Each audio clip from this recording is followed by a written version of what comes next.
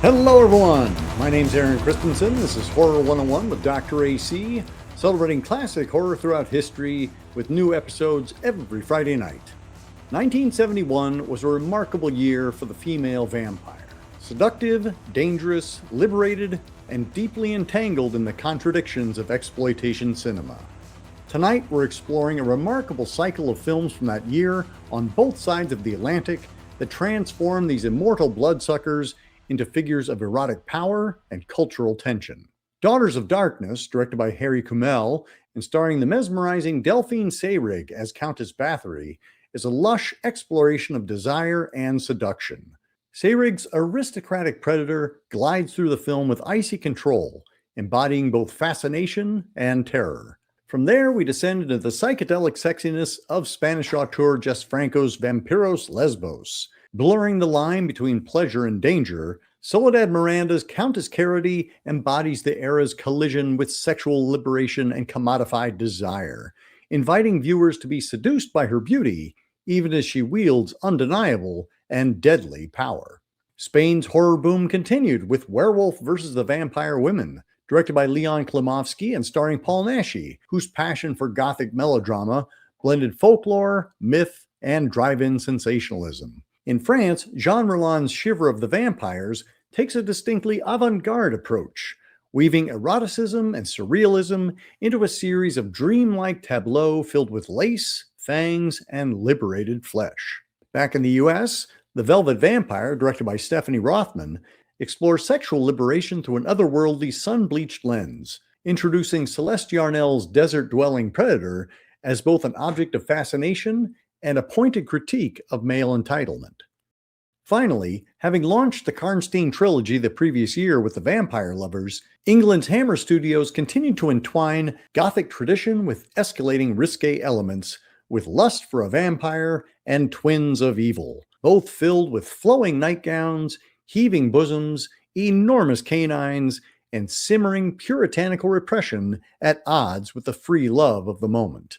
Join us tonight for an especially epic episode as we unravel the threads of empowerment and exploitation. Seen together, these films reveal a fascinating paradox: the female vampire as both symbol of emergent female sexual agency and carefully lit object of the male gaze. In 1971, horror vampire cinema didn't just bare its fangs, it bared everything, and we breathlessly drank our fill. Here's something to sink your teeth into. We have 7 incredible vampire movies from 1971, and we have an equally incredible panel to chat about them with me. Let's bring everybody in, and let's say hello to Emily Barney. Hey. Nicola McCafferty. Ready to tumble away into the abyss of time. David Del Val. Greetings from the Karnstein family. Barry Kaufman. Greetings. So excited to talk about my favorite year, 1971. And rounding out our toothy panel, Steve Archacki. Hello, everyone. And if you're lucky, maybe later I'll let you ride my dune buggy. I know where that's going. And we are going to be chatting about 7 of these glorious vampire movies, starting with Lust for a Vampire, Twins of Evil, The Velvet Vampire, Shiver of the Vampire, The Werewolf versus the Vampire Woman, Vampyros Lesbos, and Daughters of Darkness, all from 1971. And we will be talking spoilers for all of those. Prepare yourselves. Thanks for coming on the show and welcome. I was saying backstage, this is probably one of the worst ideas I've ever had, is to try and squeeze all 70 of these movies in, because they all are from all corners of the world. They all have a lot of different things going on, but they all did come from 1971, and there was definitely something in the water around then. Barry, I'm going to toss the ball to you. You said this was your favorite year of horror. Is that true? It's really one, yeah, this is my favorite era, because it's a golden age for so many different types: Spanish horror, Italian horror, British horror was fading, but still very good, American. So there was so much creativity going on and so many different thoughts going on. And I think that it was also a time where women were starting to get the upper hand politically a little bit, that was happening. And that definitely is reflected in most of these films. They're a little clumsy sometimes, the way they deal with it, but almost all of them have that same thread. And I love it. I love it where the men become secondary and subservient, and they're kind of dolts for the most part, and they're egotistical and obnoxious. And the women sort of dominate and outsmart the men. And I also just love the fact that all of these films in their own way are trying to push an envelope, and there's a tension about that that's always great when you can't show everything, which is good.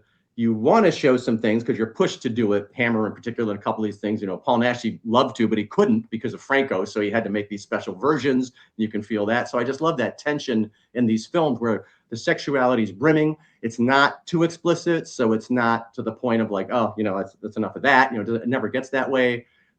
Some of them treat it a little more in an elegant way or a sophisticated way, some a little clumsier, like the first one we're going to talk about. Still, all of these films, I think, are really eminently watchable, I think, personally. And they all have really strong elements of vampire gothic horror, Vampyros Lesbos, a little more contemporary. They all have this great strain in them of just pushing the envelope at the time and the women coming up, which I think brings a lot to the horror genre. I'm going to bounce up to you, Nicola. What was it that brought you to this panel? The vampires, of course. Yeah, I had seen a good handful of these, and then the rest of them had been on my watch list for a long time. So I do tend to use my Horror 101 appearances as ways to cross things off of my watch list. And I had a lot of these on various vampire compilation DVDs that I've amassed over the years. So, and I did actually, I think probably in hindsight, a bit of a mistake, but I did marathon them all in one day last weekend. Wow. So I watched all 7 in a row, and the one, Lust for a Vampire, that we're going to start with was the penultimate one that I watched because I was just kind of going in a random order. But yeah, I agree. I mean, I think there are a lot of rich ideas and also aesthetics in this particular time period and this batch of films. Shift in dynamic in terms of women's roles, but also like the institution of marriage. Like we see, 2 newlywed stories and, kind of like toppling that and kind of like a free love moment also influencing these. And I think there's just like, they're so emblematic of, a crisis in human feeling or something. So I'm really excited to talk about all of that. Awesome. David, I know you've actually done commentaries for several of these. This is clearly a period of time that's near and dear to your heart. Well, I love Daughters of Darkness. I love Lust for a Vampire. When we were in the 100th anniversary of Bram Stoker's Dracula, we had Uta Stensgaard and Ingrid Pitt come to LA, and I moderated the panel. And I opened with playing Strange Love, which made Ingrid mad because Ingrid only wanted to talk about herself, typically. And but I have to tell you, isn't it interesting, guys, that our favorite vampire movies tend not to have Dracula in them? That's Every true. movie on this list is a movie, except for the Nashi one, which is kind of silly. But I love Daughters of Darkness. The only one here that's missing because it's not 1971 is Roger Vadim's Blood and Roses. Sure. And it seems that the 2 protagonists in all of this is the Countess Elizabeth Báthory and Carmilla Karnstein, taken from Sheridan Le Fanu's In a Glass Darkly, Carmilla, which is the female equivalent of Dracula, and was, of course, the source of Carl Dreyer's Vampire. So there's a lot of history here. I love Lust for a Vampire, but it's tragically, no one in the Hammer world thinks very highly of it. They have all the praise for Twins of Evil, which is very interesting. But I think Lust for a Vampire. Look, if you're going to have lesbians and you put their graves on top of a girls' academy, you're kind of stacking the deck there already. And I just ran into Will Bates, who is Ralph Bates's son, who's now a famous composer, and Severon is putting they're putting Lust for a Vampire, Twins of Evil, and I believe one other on Blu-ray. So these movies are really popular right now. It's just interesting. I think Hammer wasn't necessarily thinking of, women's lib or anything terribly political. When Hammer was running out of gas, they upped the ante with sex. So, of course, if you're going to bring sex and Technicolor together, you've got to do it with, 44 double Ds. The interesting thing about, like, when we get to Vampyros Lesbos is Franco did a version of Count Dracula with Christopher Lee, which he didn't like. Maria Rome, who I did the commentary with, said that Jess thought his Vampyros Lesbos was really his Dracula. So it's interesting that when directors like that have a choice of what they want to do with the Dracula mythos, they choose women. Yeah, well, and also it's an opportunity to explore something differently, I think. Emily, how about you? Like, what drew you to this panel? We were joking backstage that we've done panels where we had multiple movies, and then we've done ones where we had single movies. And I know you like to do a lot of research. So how was this experience for you? Well, I didn't get to do as much research as I would have liked, but I'd seen 4 of these movies before, and I really like kind of Euro cult movies and movies that are very dreamy and surreal, which these all kind of have in spades. So it's really fun just getting to it never really occurred to me how like big 1970 and 71 were for these movies. This was also kind of the same period when like witch hunter movies were really big, getting more into the overthrow of kind of the Hays Code and how that affected what people showed in movies. And it was just like this brief time period before kind of porn became easier to access, that you had sex and nudity in movies like this.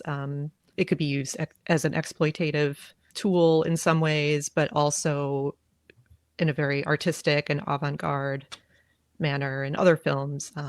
So I really enjoyed just getting kind of a survey of the landscape of what was possible in film and ways people were sort of experimenting. And then in the case of kind of the Hammer films, they were kind of already sort of driving it into the ground. And Steve, you and I met through your love of Euro horror, so I'm glad to have you in the mix on this one. How was the experience for you watching these all in close succession? It's funny, when you first put out feelers for this episode, I mistakenly read your email and I thought that, we were going to do single episodes for each of these movies. So I said, I'd like to do this one, that one, this one, this one. And you said, no. They're all on the same episode. I said, I'm a huge Euro cult fan, and I previously saw every movie on here with the exception of The Velvet Vampire. And I reached out to you, AC, a couple of weeks ago, and I said, thank you, because I don't think I ever would have watched that. I had it in my queue, I think, on Tubi for like 4 years now, and I never got around to watching it. But I really, besides the absolutely horrendous acting in that movie, I thought that was really good. It's funny because everyone seems to downplay Hammer's output, beginning in like the early 70s. And I got to tell you, some of my favorite Hammer movies are from the early 70s, with Twins of Evil being one, Vampire Lovers being another, Dr. Jekyll and Sister Hyde. I think they really, in my opinion, I don't know, the little bit of cheese that they brought in, the budget cuts were a little, down there. The sets weren't as great, but there's something to be said about early 70s Hammer. And the 2 films on here, I'm really a big fan of as well. Last year, we talked about some vampires from 1970, and I think 3 of those films were kind of key to where we are today with this 1971 spate of them. And that was Count Yorga, Dark Shadows, the TV show, which then had its film House of Dark Shadows. And then, of course, Vampire Lovers from Hammer, which really brought that sexiness and blood and all of the things that Hammer had come to epitomize to a head. Count Yorga and Dark Shadows brought the vampire into modern times. So it was this wonderful conflagration of all of that happening at the same time. When we talk about Lust for a Vampire, we'll start there. That is coming off of the success of Vampire Lovers, and it is, more or less a sequel / redo of that movie, which was a huge success for AIP. But Lust for a Vampire wasn't as big a success, at least in America, due to its distributor. That was Continental. They didn't quite know how to get it out there in the same way that AIP did. Emily, go ahead and starting with you. Like, what were your thoughts about Lust for a Vampire? I knew that the Vampire Lovers was kind of the first in a trilogy, and so even though it came out in 1970, I watched that. So I love Vampire Lovers. I had seen Twins of Evil before, and I know I've seen another Karnstein movie because I remember at some point, like recognizing the Karnstein name. And I remember the thing with the painting, but it was amazing. And Ingrid Pitt's amazing in it. So then like I immediately watched Lust for a Vampire after that. And so it was a big downgrade, so I'm sorry, David. I was really not a fan. I did watch it again yesterday just to kind of give it another shot. Yeah, Ingrid Pitt had turned it down because she didn't like the script. And sadly, Peter Cushing had to drop out because his wife was ill. So, you're losing your two like great actors for this. Judith Stensgaard is fine, but she doesn't feel as powerful or dangerous. She's like perfect looking, she has these big blue eyes and she doesn't have a hair out of place. Like we never really see her kill anyone. It's always, a first person shot. So I think the intention was like, okay, if you haven't seen The Vampire Lovers, we want to make it okay, who's the killer? But if you've seen The Vampire Lovers, she's the killer. So I really wasn't a fan of it. I mean, I think the best scene for me is really just the resurrection scene. Even though, Count Karnstein it's obviously trying to be Christopher Lee, and he is not Christopher Lee at all. And even like they have the close-up of Christopher Lee's actual eyes from another movie, which like that looks amazing. It's like, oh, that is Christopher Lee right there. That was a DJ in Europe, in England. His name was Mike Raven. Yeah, and apparently they still had to dub him, even though he's a DJ. You think he'd have a good voice? Yeah, and apparently he was pushing the Hammer executives really hard to get a role in one of their movies, and they finally said, "Okay, you could play this part." And then they dubbed his voice. He was pissed. Yeah. So yeah, like that is like great. Just horror, look there in that scene. That's just kind of missing throughout the rest of the movie. And yeah, I just don't really believe that this Carmilla is dangerous, or she kind of comes off as more of a puppet of the Count and Countess Karnstein. Like they're the ones that are in power and doing things, and they're really evil, and she's just kind of like existing, I guess, for me. Bouncing down to you, Barry. I know you're a big Hammer fan. What are your thoughts on this one? Well, I have a very strange love for this film, I should say, because obviously consciously you can look at it and say, oh, it's very, it's got a very Playboy magazine approach to sexuality, it's very posed and very proper, and it's kind of naive in that, she's Mercala supposedly a lesbian vampire, but this charming, not so charming, wonderful school teacher can somehow persuade her, to fall in love with him, which that's not, how it goes, but this is kind of the attitude that Hammer films had at that time. Was naive because, like somebody has said, they really just wanted to show some skin to please the domestic distributors to make exploitable films. But the film still looks great. I still love the way it looks. It's got a lot of the atmospherics right. The scene of Stensgaard, waking up with the blood and stuff like that. That's one of the iconic scenes and iconic images of horror of the era. I love that image, and that just takes over the whole thing for me. Mike Raven, he doesn't bother me as much as he bothers some people. Perhaps if his voice wasn't dubbed, it would bother me more or bother people more. But he's okay. He's not that great a presence. Ralph Bates is kind of smarmy and overly obsequious. And that role, I believe that role was planned for Peter Cushing correctly. Yeah. And I think he would have done something different with it perhaps. But Ralph Bates just doesn't come off very well. And I think the film sort of loses its way and is so sort of, I love films that are outrageous and that, are so sort of impossible to exist. Like, that they wouldn't have a girls' school next to the Karnstein Castle and the real estate might have been cheaper or something. But I still think that for all its faults and for, the silliness of it all, it is kind of a silly film, and that's okay with me. Her crossing her eyes, during that, all that sort of stuff it's just a little slapstick at times, but it still maintains a lot of the Hammer oeuvre. It still has the feeling of a Hammer film. And ultimately, like all of these films, to me, I love experiencing all of them because they all have, like I said, there's some visuals in this film that are great. There's some things in this film that still recall the golden days of Hammer. And it's, for all its faults, it still is kind of a fun feeling movie. It still has a good feel to it. And I still think it's an enjoyable film to watch. And as vampire movies go, it's not bad at all. David, thoughts on Lust for Vampire? The thing with Lust and also with Horror of Frankenstein, both of these movies are kind of parodies of what Hammer had been doing. Whether it was intentional or not, that's really the way it is. And the shadow of Peter Cushing is over both of them. And I like Horror of Frankenstein for what it is. It's got all of the Hammer trappings, which we don't have anymore. So I think we're all appreciative of what Hammer put out because even, they're all being reassessed. Dracula AD 72, Satanic Rites of Dracula are now classics in a way that they never were. And I'm old enough to have seen these movies when they were new.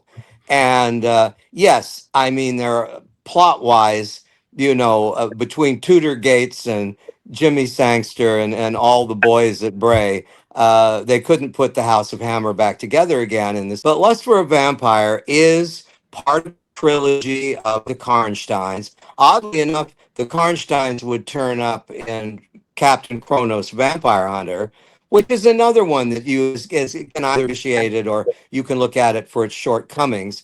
But yeah, Ingrid Pitt, even though, quite frankly, guys, she was too old to play Carmilla in the first one. But she had such pizzazz, and as I know well, and such charisma that she got away with it. And The Vampire Lovers tells the same story twice. And Yep. in Lust for a Vampire, we have Barbara Jefford, as the Countess dropping off her offspring, who of course destroys the girls. But it's a little bit cheesy to think that a lesbian vampire could be turned by just one good man. Right. Agreed. Please. But and Mike Rabin, poor guy. But he did make two other films with his own money and then realized never get high on your own supply. So he then became a Cornish farmer. But he did Disciple of Evil and Crucible of Terror. All these movies are getting like enormous 4K deluxe box. Re-releases now. Yeah, exactly. No matter how awful a movie is. But I like it, I mean, I watch it occasionally. I like them all. I'm going to bounce up to Nicola now. Had you seen this one before? This is not one of the ones that I had seen. I had also seen Twins of Evil previously. And I think The Vampire Lovers, though I'm not 100% sure. But yeah, I mean, like I said, this came pretty late in my marathon day. And in part because I didn't suspect that I was going to like it very much. And that maybe was like a little bit of a self-fulfilling prophecy. I think there is a lot to like about this. The propriety of the setting in the girls' school and the ideas about conventional femininity, white femininity that coalesce in that kind of space, in contrast with the idea of the lesbian vampire as a corrupter to that kind of feminine purity, I think is really compelling. Unfortunately, yeah, I mean, we've mentioned it a lot, but Richard as our protagonist, also just preying on that space, and the kind of I mean, the title is really appropriate. It is about his lust for a vampire, and to me that's just never going to be the most compelling way into a story that's ostensibly about this dangerous, powerful woman vampire who does really sort of just capitulate to his desires almost immediately and inexplicably. And I think that the Carmilla performance, Mircalla Carmilla, is very ethereal and innocent in a way that is in keeping with the setting, but doesn't totally make sense. So yeah, I think the women's costuming was quite good throughout. Was really happy with the Empire waist dresses. I saw a Letterboxd review that someone was like, this movie invented cleavage, which obviously isn't true, but there was plenty of that to go around. But the men's costumes, you can really see the budget struggling. It does look a little Party City at some moments, but I think there are two really weird shots of people falling down a well that I was fascinated by. I was really into those as the kind of weirdest aesthetic moments in this. But yeah, this is among my least favorite of the bunch. And Steve, Well, I just want to say, bless you, Nicola, for watching all of these in one sitting. I mean, that takes some guts, man. So hats off to you on that one. But yeah, I've seen this movie numerous times, and just like pretty much everyone else, it's my least favorite of the trilogy. I would say Twins of Evil is my favorite. Well, no, that's actually not true. I think Twins of Evil is the best made movie, but my favorite is The Vampire Lovers. This one kind of sits in the middle there. It's definitely strange, as everyone mentioned. You can definitely see the budget constraints taking effect in this. Ralph Bates, took over for Peter Cushing, who's I think whose wife was either sick or had just passed, and he passed on the role. Ralph Bates, to me, I always find him to be completely over the top, overacting, or just perfectly suited for a role. Like I mentioned earlier, Dr. Jekyll and Sister Hyde. I thought he was perfect in that. But in this, and also in like the horror of Frankenstein, he is so over the top. He's overacting. But the funny part is, I think that this movie goes a little bit downhill and loses some of its steam once his character is killed off. So go figure. As I mentioned with David, I think as a Hammer fan, you do come back to this one just to check and see if it's improved over the years. But this does then get followed up by Twins of Evil, which came along just a few months later. As you said, Steve, I'll throw the ball back to you. It was one that I think a lot of people, it tends to be one of their favorite Hammer films for a variety of reasons. So I'll let you speak to that. This one, it definitely has great cinematography. It has great acting. Peter Cushing is just phenomenal in this. He plays a Puritan who goes around basically burning and murdering innocent women and old people who him and his brotherhood accuses of worshiping the devil. Just a great movie. They took the eroticism of the first two and amped it up even more by getting twin Playboy playmates, the Collinson twins playing Frida and Maria. They're both beautiful to look at, but one's evil, the other one's good. Old-fashioned tropes there, but very, very well made, very well acted, great cinematography. It's not my favorite. Vampire Lovers is my favorite, but I think it's the best made film of this trilogy. Now it's over to you, David. What are your thoughts on Twins of Evil? Like he said, it is the best of the group, and I think Damian Thomas makes a very compelling vampire. But there's another Karnstein film in the Hammer group that would make it more than just a trilogy. Vampire Circus. It's also about the Karnstein family. But the Karnstein legacy goes from Vampire Lovers, Lust for a Vampire, Twins of Evil, Vampire Circus, and Captain Kronos Vampire Hunter. The Karnstein family is the focus of all those movies. What Twins of Evil has that makes it kind of unique is that Carmilla comes back from the grave to vampirize one of her ancestors, which is Damian Thomas. It also has a great sense of parody with Dennis Price playing the kind of procurer. Oh, isn't this evil? Isn't this wonderful? And he keeps trying to provide black masses for Count Karnstein, and that precipitates him turning into a vampire. I just find them really interesting movies, and whenever we revisit them, there's so many things to enjoy about them. We're never going to see this kind of thing again. The Hammer horror era is as precious, I think, to us as the Universal Monster classics. Absolutely. And we like them because they exist in that certain moment of time. Emily, thoughts on Twins of Evil? It's really fun, and I think it does some interesting things. I kind of like that it doesn't try to be Carmilla again. They kind of give their nod to her, and then it's like, okay, we're going to go off with another Karnstein family member. It's really interesting that it's kind of also a witch hunter movie at the same time. Kind of marrying those two genres together. And I think it's a really interesting entry just kind of in that genre because of Peter Cushing's character and how he genuinely seems to believe what he's preaching. In other films, they're just, greedy, looking for power. Like he legitimately believes that he is getting rid of evil in his community, and just kind of the horror when it sort of occurs to him that he was wrong and then is trying to make it right and sacrifices himself, like is really powerful. And it's interesting watching it now. Count Karnstein, I think, there's things in the news these days that his character really speaks to as just kind of timeless humanity. Just, yeah, what do you do when you have all this power and all this money and no one is going to stop you?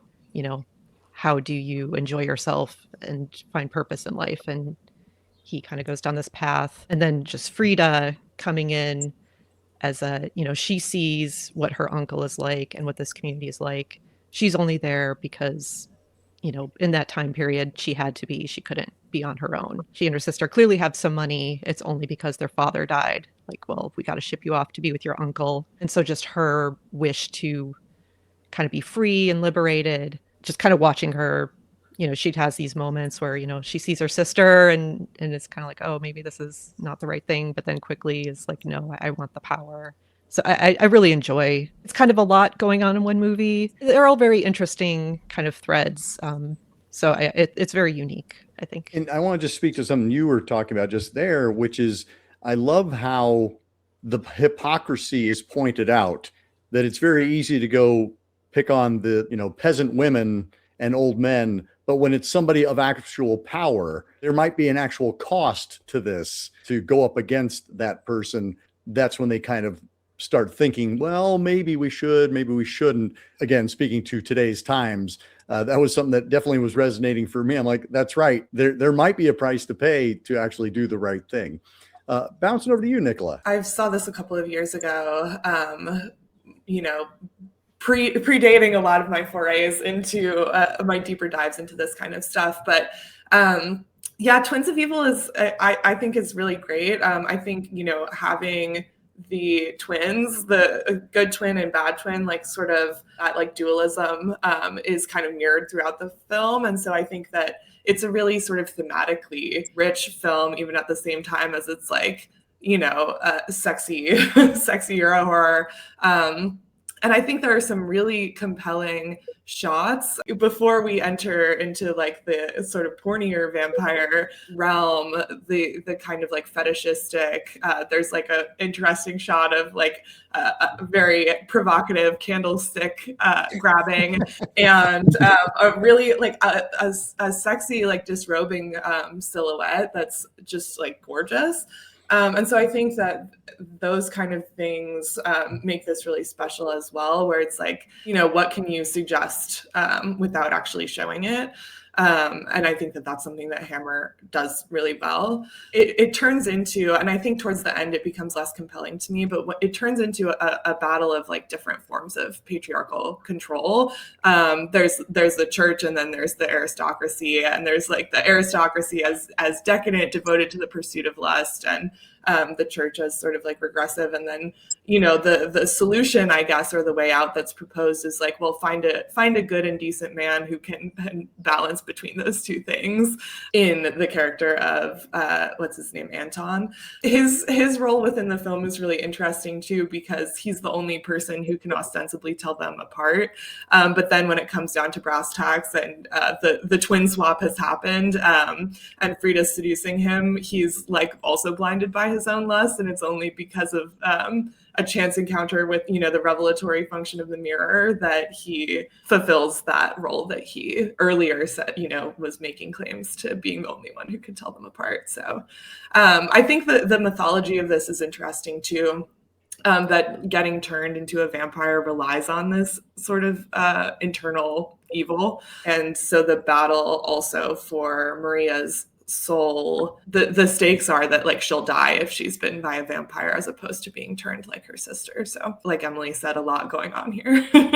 Yeah, and it's interesting that all three of them are written by Tudor Gates. He is touching on some different material. He's not just doing the same thing over and over again. Barry, thoughts on this one?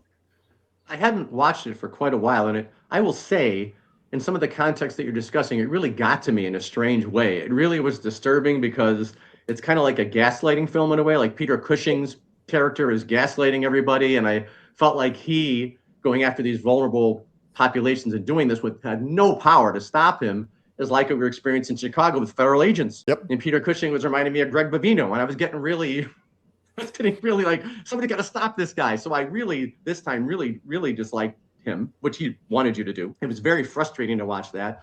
The depravity of the Count, the depravity of the aristocracy, obviously that's something that we've been dealing with for years, but obviously that has escalated. So you have that element, which is played like that. And he's at the same time, the noble thing of his servant protecting the lady against, vile against Peter Cushing's character. It's like, oh, this is great. This guy's really a noble guy.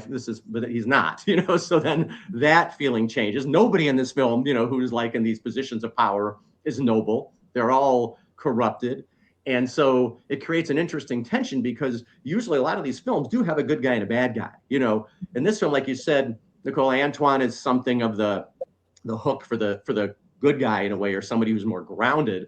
But there's really, in terms of the two main characters, there's no good guy, and you're glad to see both of them perish, actually. They both sort of deserved it, even though Peter Cushing has a comeuppance at the end. Things that are built up in the film sort of peter out at the end a little bit. I think that when it gets into the action sequences a little more, and the gore stuff, I don't know why they did that to his servant. I have no idea why all of a sudden this guy who's protecting him and is so noble and seems so like devoted to him, he's like, oh, go out there and get slaughtered.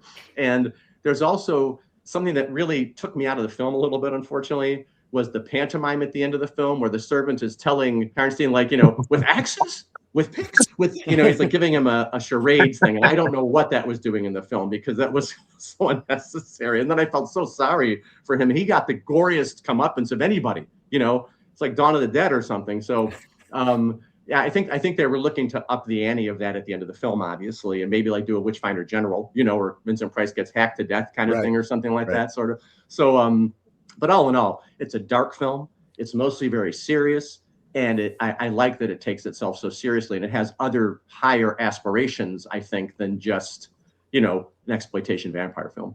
You just discussed the darkness and the goriness of this film, and correct me if I'm wrong, but most people tend to quote Vampire Circus as being the most goriest Hammer movie. I think this one takes the cake. This one is really over the top.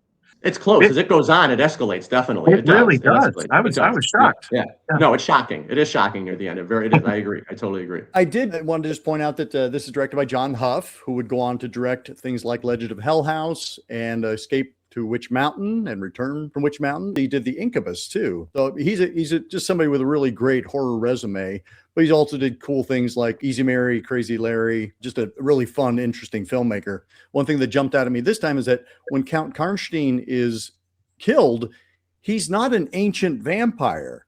So it kind of struck me that when he gets staked, he just falls into dust. And I was like, well, you've only been a vampire for like 5 minutes, pal. Like it's not like you're hundreds and hundreds of years old and your body's just been held together by this evil life force that's possessed you.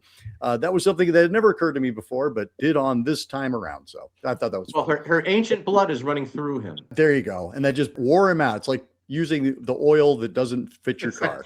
I think there are a lot of inconsistencies of that sort of variety here because they also, I'm pretty sure, say that the vampire is devoid of a soul. And then later they're talking about how if you just burn the vampire's body and you're not disposing of it correctly, the soul will jump into a different body. So, a little like mythological messiness.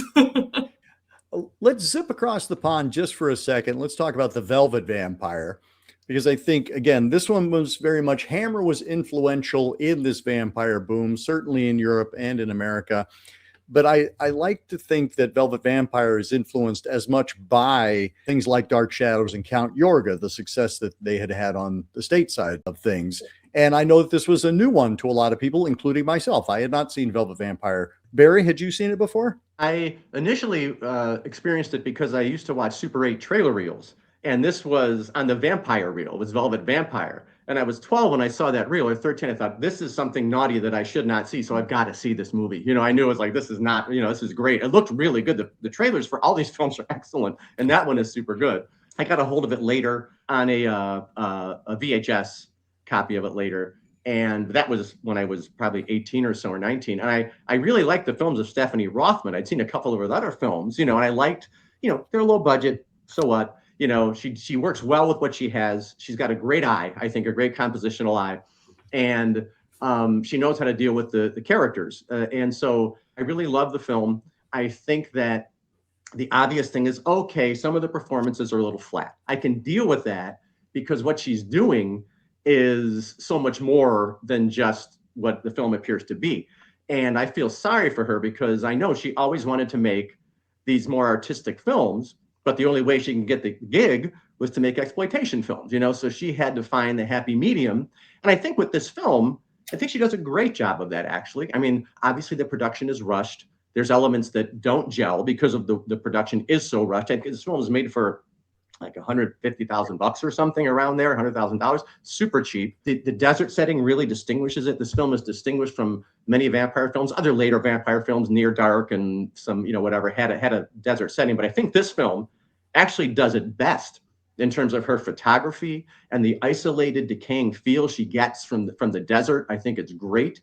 I like the quietness of the film. I love the dream sequences, the guitar, sort of the mellowness and calmness of the film. It's a much calmer film than a lot of exploitation films at the time. And I love that. It's thoughtful and pensive. And even though some of the dialogue may seem stilted, I still think a lot of it is thoughtful. And maybe if the delivery was better, it would have come off better. Like the scene in the gallery, where he's trying to make a pass at his wife. Lee and Susan are the couple, and Diane is the vampire. Yeah, I love that scene in the gallery. I love when she starts, when Celeste Yarnell, Diane, starts talking to him. And then maybe with better performances, it might have come off a little better. So I don't think the writing is that terrible. I think Lee is atrocious. He has not really his acting. I mean, just the character itself. This guy is, he's such an idiot, which I think was part of the scheme. And the way he redeems himself is at the end when he finally has had it with Diane. And I think the film gets lost at the end a little bit, although I don't mind the airport scene and the chase and the bus and all that. Having made films, I understand that they were rushing. You could tell they were rushing to do something. They had to get out of the airport and into the airport and all that sort of stuff. So overall, though, I think the film comes off well. I think it's a sensitive film. And, despite the acting, I think it's one of the better like vampire exploitation films, and has a lot of mirroring in Daughters of Darkness, which I think is fascinating too. A lot of the same elements of that. They play off each other. David, let's toss the ball over to you. Had you seen this one before? I'm guessing so. Oh my God. First of all, Velvet Vampire was a double feature with Daughters of Darkness. I saw Velvet Vampire on a double feature with Daughters of Darkness in London. And I knew Stephanie Rothman, and you're absolutely right. She's incredibly talented. She worked with a very low budget. I'm going to tell you something. Velvet Vampire and Daughters of Darkness are two of the best films in this list of films we're looking at. What it has for innovative, those dream sequences are fabulous. The fact that you have a vampire walking around in desert sunlight in red. The fact that I think Celeste does very well with her character. She's a little bit like Elizabeth Báthory. But if you notice in the confines of that script, she vampirizes even the man that's her servant. Yeah. Now, Michael Blodgett, who plays the blonde bimbo in that, was playing that he was world famous for being in Russ Meyer's Beyond the Valley of the Dolls. And he also was in a great Western, very surreal Western by Joseph Makowitz called There Was a Crooked Man with Kirk Douglas. So Michael was very handsome. And he had somewhat of a career, but he was really a writer. And he became a very successful writer of science fiction when he decided to quit drinking and not act anymore. Now, the other set pieces that are very similar to Yorga is the fact that she's able to sit in a two-way mirror and watch her guests at night in their bedrooms. That's something Count Yorga would have done. So it's definitely a movie of 1971 in every way. But I can't think of another filmmaker like Stephanie Rothman that she turned all those ingredients into this incredibly stunning kind of vampire film, and with a lot of nods to classic vampire lore. The studio that her exhibit in is called the Stoker Gallery. Right. The man that she murders on her way to the gallery, it's very interesting. I remember being thrust into this kind of urban LA neo-noir like vampire movie. I think it's almost a masterpiece in a way. It really is. It's very highly regarded in other circles I know of people that are very in, not just to horror, not just to cult, but to this particular kind of vampire film. The Blood Spattered Bride that was made in Spain also does the Carmilla thing. But every time I re-examine Velvet Vampire, I come away with something new. And yeah, some of the, but you know, the fact that they had two bimbos going to see this incredibly sophisticated vampire lady, their dialogue is hilarious. And I was always amused by it. But I'll tell you something, the power of those dream sequences puts it on an entirely other level. These two are married? Like, did they just get married? It's like, no, we've been married for years. I'm like, wow, okay, this is awesome. Bouncing over to you, Steve. I know this is a first time view for you. Yeah, this was definitely a first time view, and I really, really enjoyed it. Like I said, it was on my queue for like the last 3 or 4 years, and I never wanted to watch it for some reason. So thank you for recommending it. This movie was financed by New World Pictures, Roger Corman. So that can explain the budgetary limitations, I would imagine. Those dream sequences were just phenomenal. And was it just me, or when they're in the desert in the dream sequences and they're in the bed, did that remind you guys of the movie Oliver Stone's The Doors? Because it totally, the way the music just kicked in and the desert scene, it really reminded me of that. And I was like, wow, I wonder if Oliver Stone saw this movie. Some of the notes I took and this was the only movie on our list today that I actually watched twice. I watched it again last night because I really enjoyed it. But my first note on this was dune buggies. When was the last time I really you saw want to ride your dune buggy? Yeah. When was the last time you saw a female vampire riding a dune buggy and jumping hills? I mean, that was amazing. And we've had vampires that walk around in the sunlight, but this is the first time we've seen one, to my mind, that's just like out in the desert and like, you know, just taking in the sun. Vampyros Lesbos, we do have a vampire who likes to sunbathe. Another spin on things. Yeah. There was some hokey scenes reminiscent of Scooby-Doo, you know, when they visit the mine. Diane's looking for the bloodstone, and then, you know, they visit a ghost town. I was like, you know, this is so Scooby-Doo. I was waiting for the minor 49er to pop out, you know what I mean? But I really enjoyed the ending with the bus terminal, and I read somewhere that they had to sneak shoot that entire scene because they didn't have permits to film in the bus terminal. So I really like the way it came about, the way she appears, you know, in the back of the bus when Susan gets on. The ending with the crucifixes in the sunlight with all the hippies. I really enjoyed that. I've never seen anything like that before. I thought that was really, really good. This movie also has a connection to Carmilla because I don't know if you guys noticed, but the female vampire, her name is Diane Le Fanu. That's interesting as well. The male lead, what's his name? Michael Blodgett? Michael Blodgett, yeah. Michael Blodgett. I was, you know, besides the Russ Meyer film, I said, where else have I seen this guy? I've seen him. And being a child of the 70s, I looked it up, and sure enough, he was on a couple of episodes of that Croft show, Electra Woman and Dinah Girl. You guys remember that? Oh, wow. He was on Night Gallery, too. Yeah. So I got a kick out of that. But yeah, I really enjoyed this. I like the dynamic of the vampire breaking up this you know, relationship between the two leads. I was confused at first because I didn't know if they were married or not. And then at one point in the beginning, I even wrote down, are they swingers? I mean, what's going on? They had such a strange relationship going on. It was a little bit uncomfortable, but overall, I enjoyed this film a lot. Emily.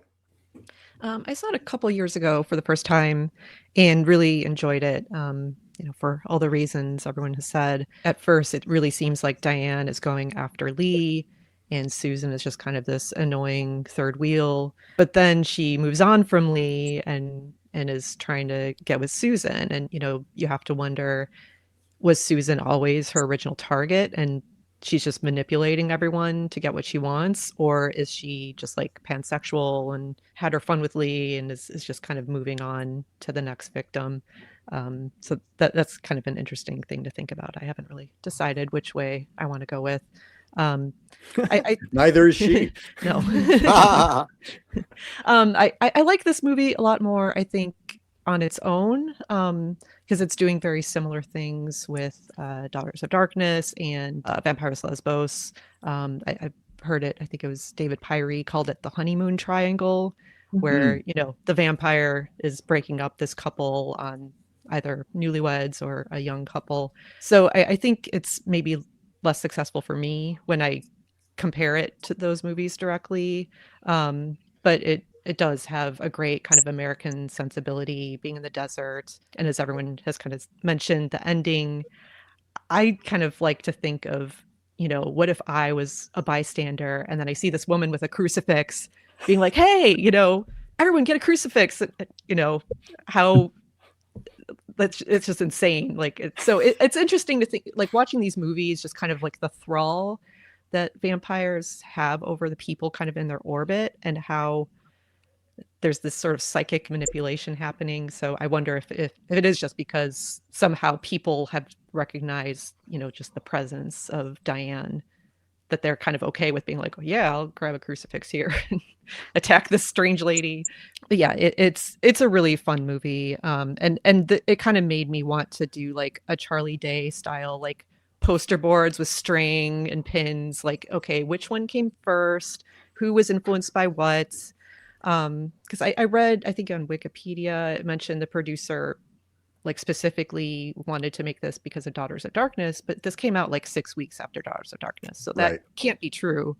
It's just kind of interesting that to think of, okay, what was directly inspired by the vampire lovers and what was kind of maybe just there happened to be something in the water where all these people from around the world are kind of making these similar movies. Everything that everyone has said so far, I really agree with. I found this incredibly compelling. And this was my first time watching this. And I think it does such a good job of like sort of crystallizing the like woman vampire as like an entropic site where like desire goes haywire. My take, Emily, is that, like Michael Blodgett's character is like a transitional object, but I think like not necessarily for the character so much as like for the culture, where like we always have to sort of like pass through heterosexuality, like and route to queerness. It's like a kind of like comfortable site, and then like it kind of like manufactures consent for the women to like end up together or experiment together. So yeah, I think this for me is like one of the clearer instances where like free love is kind of the subtext here, or like not even really subtext, but that culturally there's like a navigation of like, what does it mean if a husband and wife aren't like exclusively aren't monogamous. And I was, as you know, I was marathoning. This was the last one. And I had friends kind of come in and out, but I was watching this one by myself, and I was, telling people, well, this one would have been really fun to watch together. It has dysfunctional poly vibes. So I think that it has resonances in today's romantic landscape too. We're just calling it something different. But I think also it's really important for us to have this in this panel as like, being directed by a woman. And I think that something really that this is able to achieve that a lot of the other films don't is that it's really funny. The dialogue is really funny. I mean, it's very heavy-handed. The double entendres like barely count as double entendres because they're like so slap you in the face. It's funny about the kind of man that Lee is. And I think like he's awful, but I think it's farcical in some ways too. So I really loved this one, and the dream sequences and the poisonous snake and the vampire, like that as the desert setting sort of enables that comparison as opposed to like the bat. as the normal animal that vampires are associated with. I don't know. I feel like I could say like a million more things about this. Something Barry brought up with the last one. This does also articulate the conjunction between vampires and whiteness and white supremacy, like through the character of Juan, who is like her indigenous servant. That she's sort of like extracted from his context and also exploited. And I think that, we see it across vampire mythology. They're Confederate soldiers, they're enslavers. Like, I think Blackula does a really good job of sort of articulating that connection too. But that the desert as a backdrop, like also serves as sort of like the, American West frontier, and a place to kind of reckon with that history. And I think this movie also, the reason I chose to speak about it third was that it starts to have that transition of we're moving from heterosexuality to a more lesbian focus, where that's who she's looking to do. She's looking to convert Susan to be her new partner, as opposed to Lust for Vampire, which is kind of playing around with it, but then she, quote unquote, goes straight. And then Twins of Evil, we barely have that angle at all. And so here we're starting to kind of play around in that terrain. And if we go back to Spain and talk about Vampyros Lesbos, we get something that's very explicit there, where a character straight up says, I hate men, and is looking to target a female to bring in as her new partner, as her new familiar. Nicola, you'd seen Vampyros Lesbos before? Yes, I had. I think it's actually the first Jess Franco movie that I saw, and have since. This was kind of funny timing, but I just did an intro at Alamo for one of the Terror Tuesdays of female vampire. So very in keeping with the theme of today's panel. And you texted me because I researched mannequins, and the opening scene, we have this like erotic tableau like performance with the mannequin. But and it's interesting how many of Jess Franco's movies open with like a performance in that way. It suggests to the audience that like, what we're experiencing is some sort of like a heightened reality. And I think thinking about the mannequin as like an emblem of perfected femininity, but also like inert. And it, oscillates back and forth between being that doll and like being a real woman standing in that scene. Sorry, I'm going on my research tangent, but I was probably out of steam and then regained steam watching the other ones later. I didn't like this as much as I remembered liking it. Like I was really struck by it initially.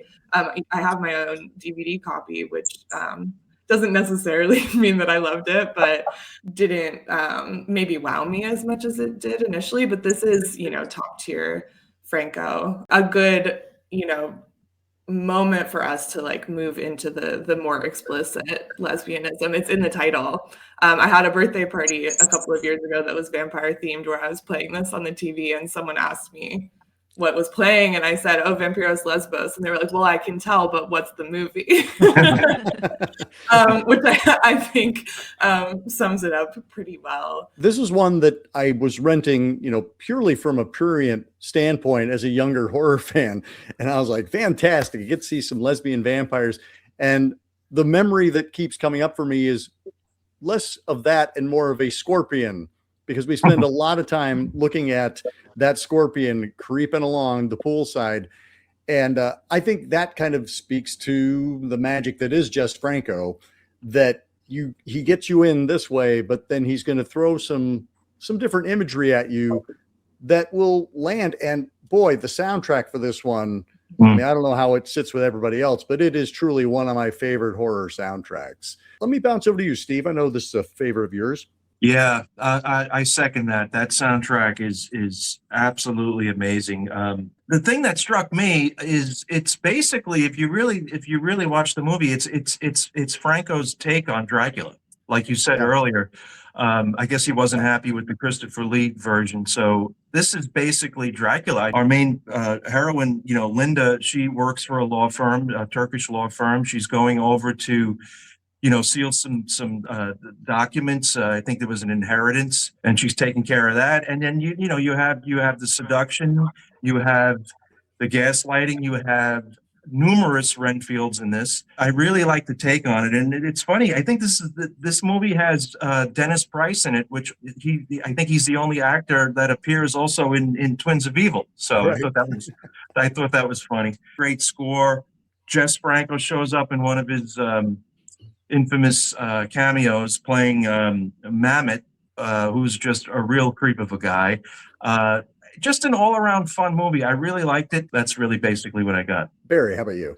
Yeah, this movie I think is a good introduction for anyone to Franco, for what he was really all about, for his mise en scène, for his avant-garde stylings and things. And this was a transition, I think, for him from between like Diabolic or Dr. Z and Awful Dr. Orloff, and those films that were more structured, had a narrative, had a forward drive. And he did well with those films, I think, actually. I thought he was really directed those films. Diabolic or Dr. Z, I think, is an excellent film, kind of noirish, horror mystery. This film is where he started really more Venus and Furs a little bit, but this film really got into the psychedelic imagery, the metaphor, the scorpion, Soledad Miranda is going to sting, keep showing the scorpion, that kind of thing, the reflections, all this sort of stuff, the dual personality stuff. He did really well with this film, I think, on that level. I mean, as a low budget film with the music kind of being disparate, pulling you in one way, with the misty images of the harbor and the sun in Turkey, pulling you another way, and the sunbathing vampires and all. I think he did a great job of pulling all that together, sort of an abstraction, and actually coming out with some impact at the end, something that's actually impactful. I think also it's a good compromise between having some sexuality and, exploring female sexuality in the way that it does, versus the more pornographic films he did later, which I don't tend to gravitate towards. Nothing against it if you like that stuff. I don't really enjoy that very much, but I do like the way he handles it here. I think this is a great example of not being too explicit, but getting the point across with what you're showing, and still maintaining that sort of satisfaction of the exploitation component that he sort of has to satisfy. But I do love that a lot of his films like this are not made for the masses. People aren't going to go see that and go, "Oh, this is a hot lesbian vampire film, man." It's not that, like you said, Dr. AC. And that's what I love about it, is he sort of subverts your expectations of what that's going to be. And I felt very sorry for Dennis Price. Poor Dennis Price. He gets strangled here. He's Michael Go's henchman in Horror Hospital. He gets beheaded. Here he kind of withers away, and he sort of was having problems and needed money. And it's sort of like all his characters are kind of desperate, which is kind of sad. But I like that he's in the film. He lends a little something to it. And I think overall, it's definitely one of the better Franco forays. Barry, your comment there about kind of the exploitation elements, I mean, I think that is one of the quote unquote appeals of a lesbian vampire film, is that we have the opportunity to have two naked women at one time. Certainly in the 70s, that's what we were selling, was we can have naked women, we can have twice as many naked women, and we can also have that sense of quote unquote wrongness, like this is a deviation from nature. In the case of Hammer, certainly, they will come back around and be vanquished. Christian puritanical ideals must pervade. I think that's what I like in here, is that we start to see in the Euro horror stuff, is that we have this opportunity to explore that angle from a variety of places, some from a more accepting viewpoint and some from a more judgmental standpoint.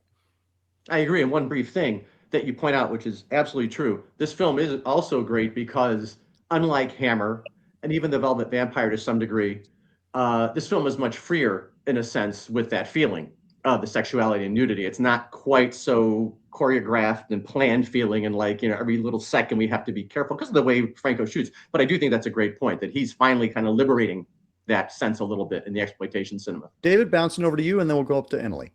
Well, I got to tell you, I've never enjoyed Vampyros Lesbos as much as I did the first time I saw it. Subsequent viewings always are lesser, to where I now use that as a background for parties and things, because it's very visual and the soundtrack is so good.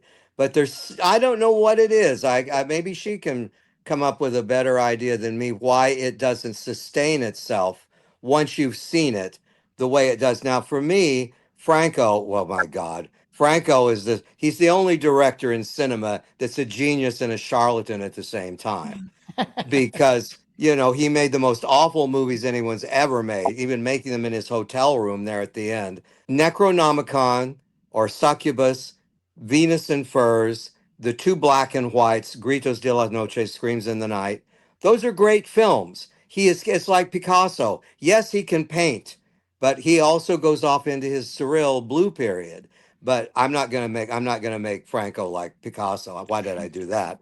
But the point is that Soledad Miranda was a tremendous cult figure.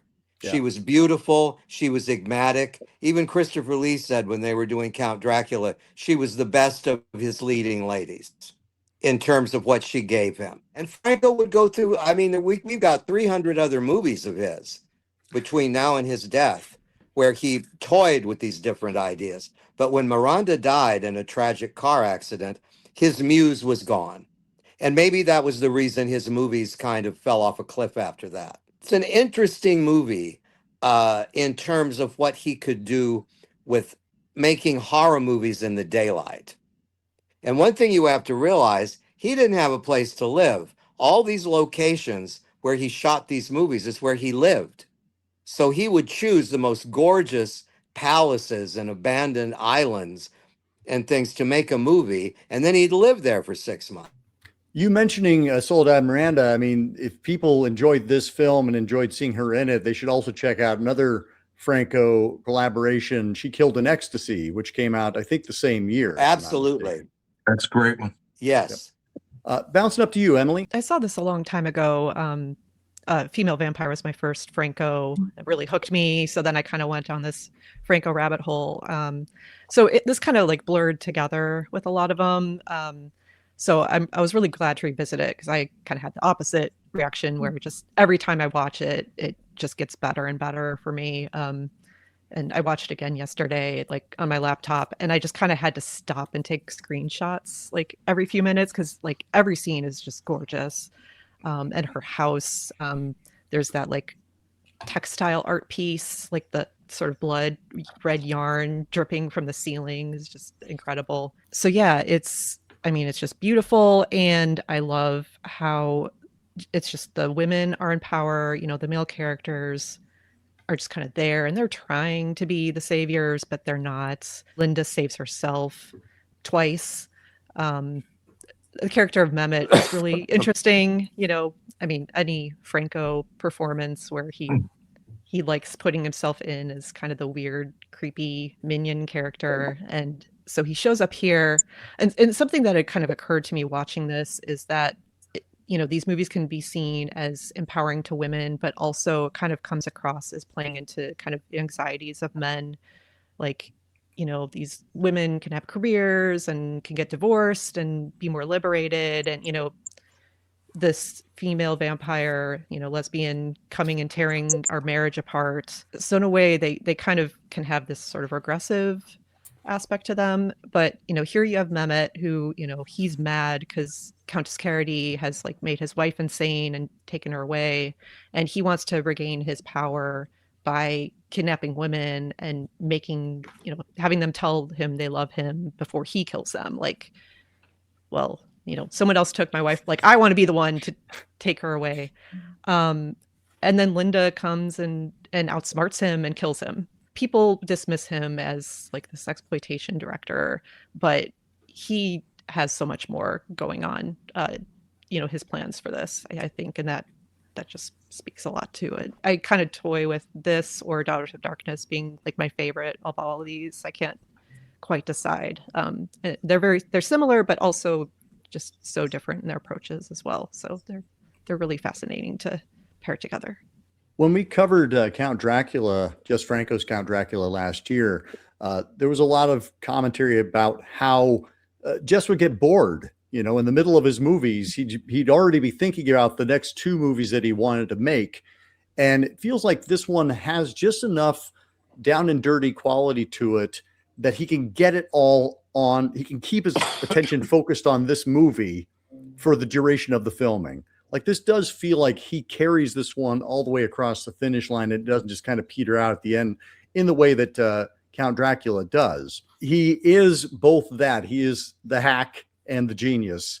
And it depends on how much money he has, how much time he has, and how much interest he can hold on the project at hand. Yeah, I do think this film is really to Emily's point, interested in women's desires and sexualities and experiences in ways that like maybe we haven't seen as much so far in the films that we've talked about. I think the kind of opening therapy scene sets the tone for that, where the therapist is saying, you know, most women are sexually frustrated, like you need to go find a lover. And I don't think he necessarily is suggesting that she find a lesbian vampire lover, but that does sort of like you know, set her down that path. And I think it captures really well the kind of like dual impulses of like, do I want to be this woman or do I want to be with this woman, that like so many queer women talk about experiencing, like especially with like initial crushes.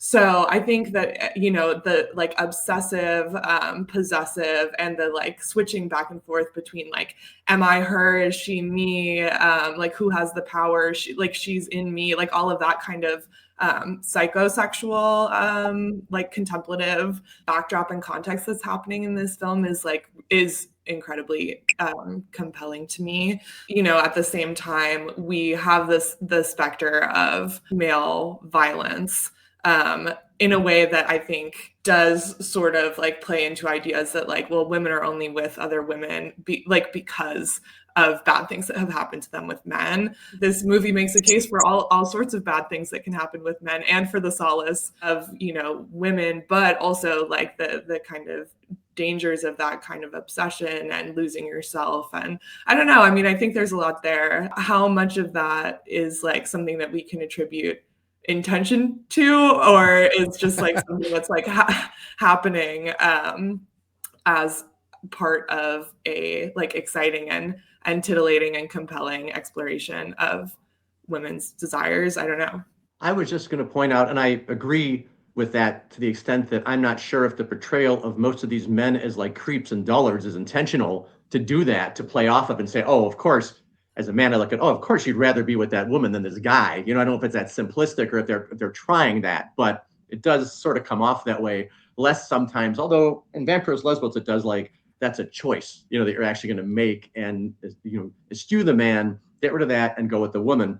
It's kind of interesting. I was just going to briefly point out that in Jess Franco's defense, early in his career, he was making a few films a year. As time went on, he was making 7 to 10 films a year, you know, like as it went on in like the 70s and 80s. And it was just like churning them out. So I think that also probably would make you have a little ADD, you know, in the, you know, production of a film, thinking, oh, I got to get this next film going. And I do agree with you. Vampyros Lesbos seems more focused, and that's very helpful, like Venus and Furs does as well. And I agree that I think this is a good way to kind of get into Jess Franco. It's a nice entryway in a way that, you know, maybe Twins of Evil and Lust for Vampire are not necessarily where I would send somebody to be introduced to Hammer. This is a good kind of entryway to Jess Franco. Similarly, if we can go over to his compatriot Jean Rollin, Shiver the Vampire is a great way to get into Rollin films. Emily, could you start us off with that one? This was a new one for me. I'd seen several Jean Rollin films, so I was already a big fan. This was just super fun. You can tell it's a bunch of hippies in a castle, just like having a great time. And Rollin talks about, you know, the two cousins, like they were legit actors and, you know, worked with like Francois Truffaut and stuff, but they would like have trouble kind of remembering their lines. And so they were just kind of improvising and they kind of had this sort of game of one-upmanship where, you know, they would feed off each other and they would like start adding more like rings and baubles to their costumes. And it's just so like colorful. And Isolde is like one of my favorite of the kind of main female vampire characters, just how she pops up in these amazing ways. And just her whole look, you know, the actress was a dancer. And like she looks like she stepped out of a Gustav Klimt painting or, you know, something from the Secessionists. Like she's so striking. So, you know, I have some complaints about some of the other female vampire characters where you feel like you don't know much about them. And her, we know literally nothing, but she has such a presence. Like I just want to spend time with her. And you know, this is another kind of honeymoon triangle film, but it feels like, yeah, Rollin's kind of doing, and this is not his first female vampire movie. He done Rape of the Vampire and The Nude Vampire already. So he just feels like he's in his own world, making this stuff. So again, it's like, okay, this is an instance of there's something in the water. It's not just, I'm stealing off of what's happening elsewhere in film. Like he's kind of doing his thing, and he's so singular. Just his whole career is, this is his movie. So yeah, this is like a great, this or Lips of Blood, I think, is like a good kind of intro. This is the more free form, experimental, psychedelic, and Lips of Blood is kind of a bit more polished. Yeah, I would agree 100%. I think this is the perfect starting point for someone looking to get into Jean Rollin. But I think this one has the most dialogue of any of Rollin's vampire movies. Rollin was never one to cut a scene short, in my opinion. If a scene opens with a woman on the extreme left of the screen walking through the woods, he will stay on that scene until she makes it all the way across to the other side. But I love the dreamlike qualities of his movies. This one, great soundtrack as well. Portions of it, I'm always comparing stuff to music because I'm a music nerd. Portions of this reminded me of the Who's Tommy. I don't know why, but it did. I love the lead female vampire. How do you pronounce her name? Isolde. Isolde, yeah. She makes her appearance, more interesting each time. I think originally she comes out of a grandfather clock. Then she comes that great scene over the bed where she snaps open the curtains and comes out. She also comes out of a well, and she also descends down a fireplace at one point. So some really trippy, good visuals in this one. I've never seen so many candelabras in a movie, which I'm a sucker for those. I love it. A lot of flimsy, see-through sheer nightgowns. I really, really enjoyed this one. And again, I think it's a perfect starting point for someone looking to get into Jean Rollin. Yeah, I loved this. I hadn't seen Shiver of the Vampires before. It wasn't my first Rollin film, but yeah, like wow, what a Rollin film. As everyone has already said, I think this was among my favorites, certainly. I mean, Daughters of the Darkness, we keep making reference to it. It's very hard to We'll get there, folks, I promise. Yeah, the pinnacle of the form. But for me, I was like completely blown away by this. I think the costuming is so incredible. Like those sheer purple robes. I have curtains made out of that fabric, and I was like, I wonder. It looked really, I was like, I could make that. Isolde is just so compelling as the vampire seductress, and I think weirdly for how much Rollin films are like vibes based primarily, there's a lot of mythology to this one. And I think the two kind of monologue-y moments or like expositional moments, the whole thing about the worship of Isis, and that's kind of like mirrored in all the characters' names, are like Isabel, Isolde, Isis, and the kind of predestination angle that like this, the woman who was the newlywed, she was like born to be a vampire. Her cousins were born to be vampires, even though they were vampire hunters. Yeah, the worship of Isis, the prosecution by Catholics, the horned god turned into a woman. I mean, I thought that scene where they're like building off of each other was it's very hard to track, like the kind of logic of what they're saying, but that also coupled with the really interesting camera work of there's like the round table cameras, and it's like, constantly moving and following them, I thought was so interesting. And yeah, you see like the kind of the moment fascination with non-Western religion. And I think it's really like trying to think about like what the place of the woman as like a mythological figure or like a site of spirituality is. And then there's the whole thing about the bourgeois vampires and the wandering vampires, and the character of Isabel, who primarily is only there to be killed so that they can like talk about this weird mythology angle, because she was going to marry and to kind of get into the like, also this is a, you know, messy polycule that we have here. But yeah, she was going to marry the cousins. Which one, we're not sure. Maybe both of them. But you know, Isolde had to stop that from happening using the coolest death implements I've ever seen in my whole entire life. That like nipple spike bra, incredible.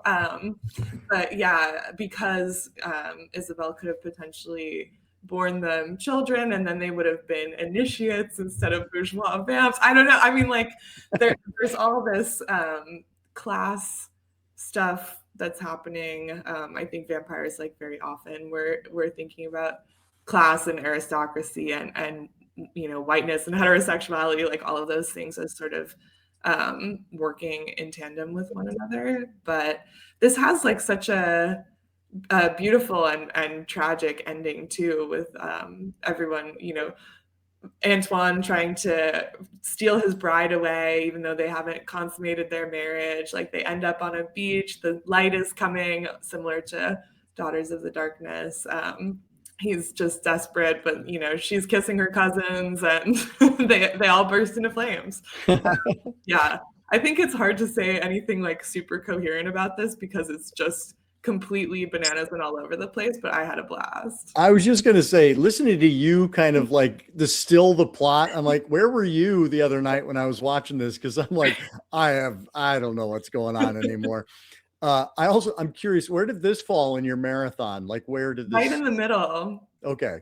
Yeah. You had the brain capacity for it. I had like a real bell curve where I started with I started with Twins of Evil, and then in the middle was this Daughters of Darkness, this, and Vampyros Lesbos, because I kind of suspected those would be like among my favorite. But I was really excited also about Velvet Vampire and wanted to end on a high note. So Barry, bouncing down to you. No, I'd never seen this film. I had seen some Jean Rollin films, but you know, I thought with other films of his, I sort of thought, well, I've seen what he has to offer, sort of. You know what I mean? I sort of felt like I've seen enough of that, even though I love everything about it, settings and everything, authenticity of the sets, the locations. But when you assigned me to watch this one, I of course thought, well, I don't do acid, never have. So how am I going to, you know, sit there in a daze, you know, and sort of, you know, absorb all this? But I was pleasantly surprised because I learned that he sort of had someone who wanted him to be their muse. This Monique Nathan is her name, the producer, French producer. And she was interested in him. She was producing some more elevated stuff at the time and some documentaries and things, but she was interested in him because she liked the hippie, trippy, psychedelic vampire aura of his film. So she financed it. So it was his biggest budgeted film. So not that you need a big budget to make a good film, but I mean, that's one problem, you know, we obviously had. So he had more time for, so I could tell there were more camera setups than there usually are in a Rollin film. Definitely more, Nicola mentioned, more consciousness of camera movement. He actually had some dolly shots, which he almost never has, you know, some moving cameras. So it was a more involving film in that sense. It was not quite as, you can say, either mesmerizing or stultifying, but it wasn't quite as, you know, sitting there watching a scene like, you know, Steve said, they're walking from this side to this side in a medium shot, and it's, you know, 3 minutes long, and that's okay too. But, you know, this film really does sort of crystallize. Again, we talked about Franco's Vampyros Lesbos. This is the good introduction to Jean Rollin. I think it's his most accessible film. It has some narrative drive, which is a little helpful. What are you going to say, Dr. AC? I was just going to say, I think this is his most accessible vampire film. I would say that his non-vampire films are actually much more accessible, like Grapes of Death and Fascination. Yeah.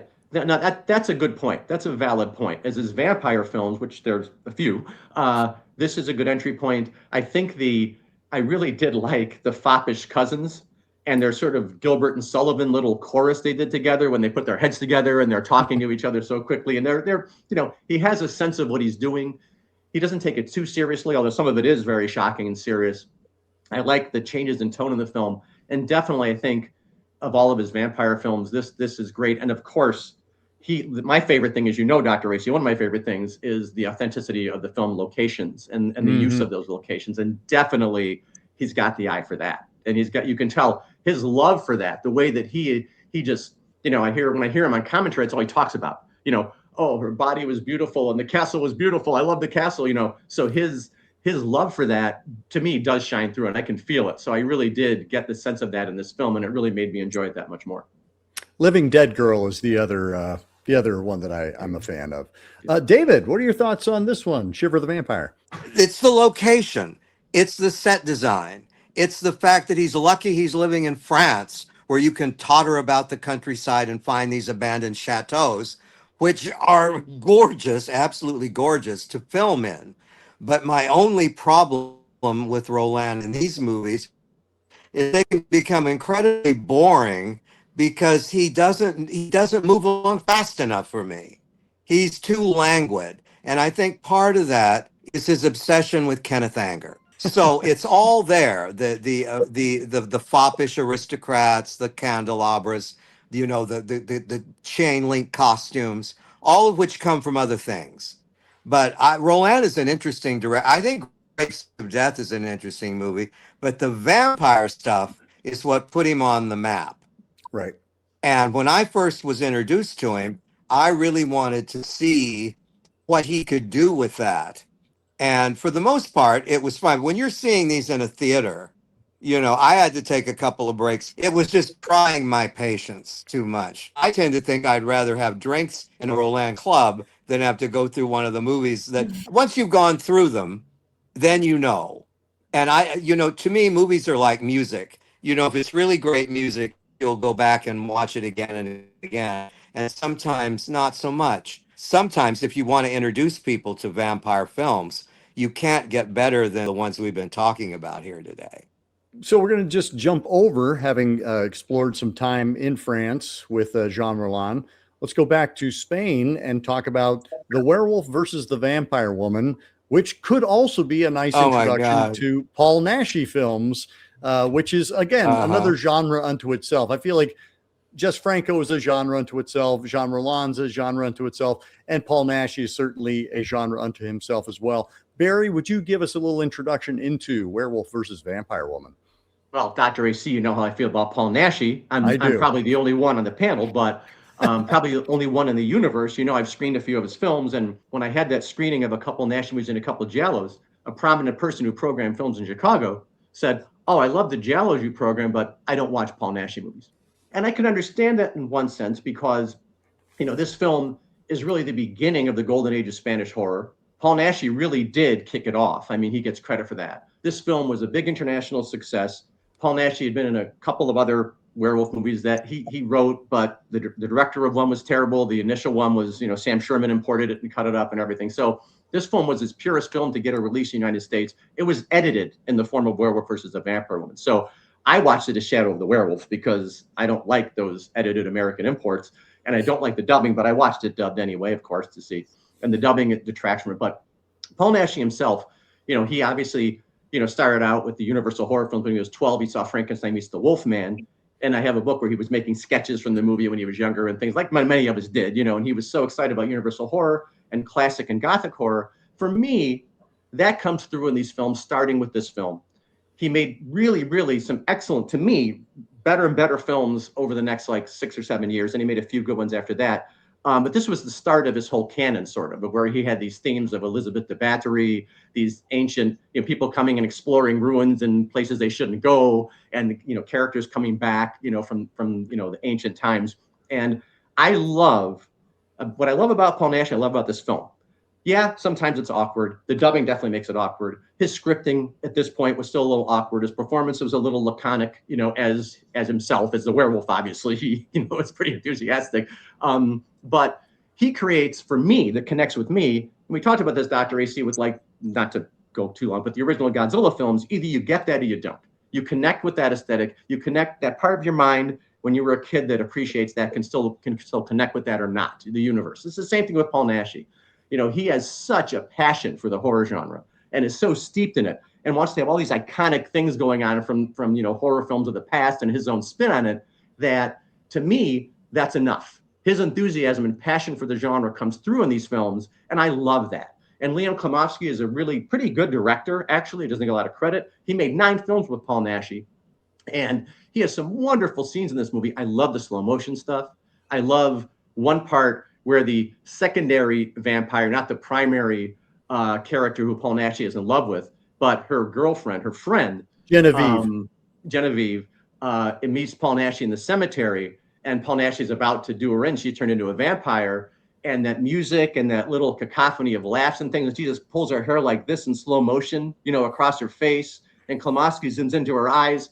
That's enough for me. The horror mood for me, I mean, like if Hammer was Playboy, Paul Naschy is like Vampirella and the skywalled horror magazines like Nightmare, the horror mood pulps and magazines. He's like that. And on that level, I absolutely love it. I know people think it's silly, it's stupid. I've heard it all the time. Nikolai, I've written some essays on Paul Naschy. Maybe you can help me with those. I try so hard, but I do love this film. There's some great sequences. It's awkward. You can make fun of it. You can do a Mystery Science Theater if you want, but I just love this film. I am a huge Naschy fan, absolutely. There's two of you there, Barry. Yeah, I picked up all those box sets from there you go. Factory, a couple of years ago. This is interesting because it's Klimovsky's first film he directed for Naschy, and I think he was Naschy's best director throughout his career. Naschy remade this movie sort of in 1980 as Night of the Werewolf. Not really, sort of. He remade it. He just remade it. It's just a remake. And which is great. It's got a totally different feel because Naschy directed it himself. So it's a little more polished. It had a little bit more of a budget, and it has a little bit, I think, better cinematography, probably some better special effects as well. However, I like the old school version of this one much, much better. It's not my favorite Naschy werewolf movie. I probably have to give that one to Werewolf and the Yeti. Countess Wandessa, she's really good. Some great cinematography. Like I said, Klimovsky really turns it on this one. Really enjoyed it. Let's bounce over to you, David. I have a great deal of respect for Paul Naschy because he genuinely loves Lon Chaney Jr. My favorite Paul Naschy movie is something called Horror Rises from the Tomb, which is an entry. Have you seen that, guys? Right? Horror Rises from the Tomb. And I just got from Kino Lorber in 3D a movie called Frankenstein's Bloody Terror. Isn't that the first werewolf movie retitled? That is that's his first Walt Vardazinski film. Yeah, they wanted to sell it as a Frankenstein movie, but it wasn't a Frankenstein movie, so they retitled it. Yeah, they put Frankenstein in like a cartoon in the opening credits. And then it becomes the werewolf. Well, movie. I've been trying. It's taken me 3 times to try and watch. Paul Naschy became not just an iconic Eurotrash actor. Naschy is probably the last of the horror stars. I don't think there's anyone after him. Naschy brings a great deal of sincerity. I even look at his mummy movies, which can be kind of a trying experience. But I like him, and I think he certainly is. He's devoted. I mean, I know he really wanted to make a great werewolf movie, and he came over here to L.A. a few years before he died with his son, who's very, very nice guy who could speak English. And we had a wonderful afternoon, and all he wanted to talk about was Universal horror, which I found so endearing. That we have, I think, like 12 Waldemar Daninsky titles. Is that right? And they are constantly reinventing. They rarely are following on a track as to what just happened in the last movie pays off in this movie. It's oftentimes we just get Waldemar Daninsky starting over again. They're not sequels. They're not like the Universal films. They all have a common ending in which Daninsky has to be killed by a woman that loves him. Somebody he loves, exactly. Yeah. Like, and he gets resurrected in different ways too. Like here, the silver bullets that killed him in his previous incarnation have been cut out of his body, and suddenly he comes back. Okay. The moonlight. Emily, had you seen this one before? No, and this is my first Paul Naschy movie. Oh, wonderful. Welcome to the club. Yeah. I was obviously well aware of him. I just somehow had never seen his movies. So yeah, this was a lot of fun. I really enjoyed this.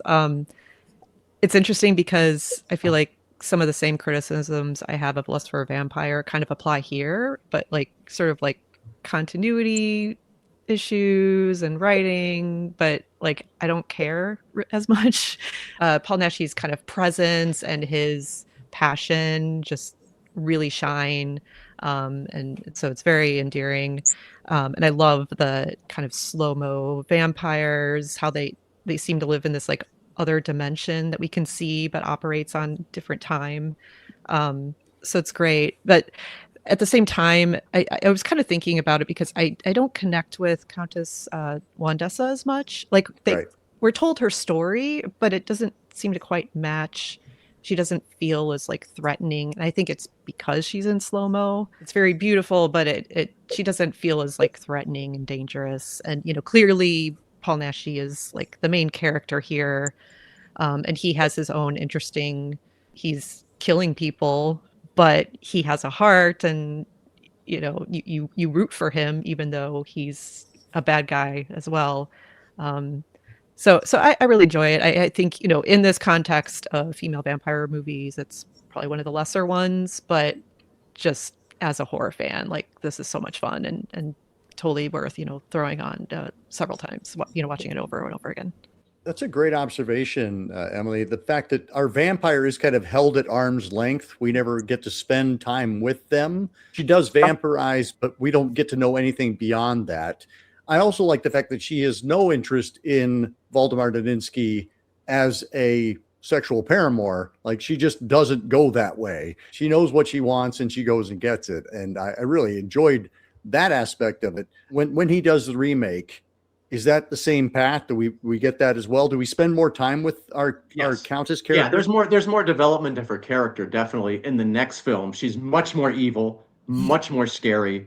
The cinematography, she's low lit and she comes up and the music's going, so she definitely is a scarier character in that film. But I still prefer the more elegant, romantic sort of Patty Shepard portrayal. Mm-hmm. That one it's effective, a little more obvious. This is a little different, and I kind of like that she's got that crazy horn black veil and sort of, is sort of in the there's no shadows. The day for night is poor, but I mean she's in the shadows. And I like that portrayal. But yeah, the second film definitely he improved upon that. That's Night of the Werewolf, right? That's 1981. Yeah. And Nicola, what are your thoughts on this one? Yeah, I'm also not a Naschy head. I hadn't, this was my initiation as well.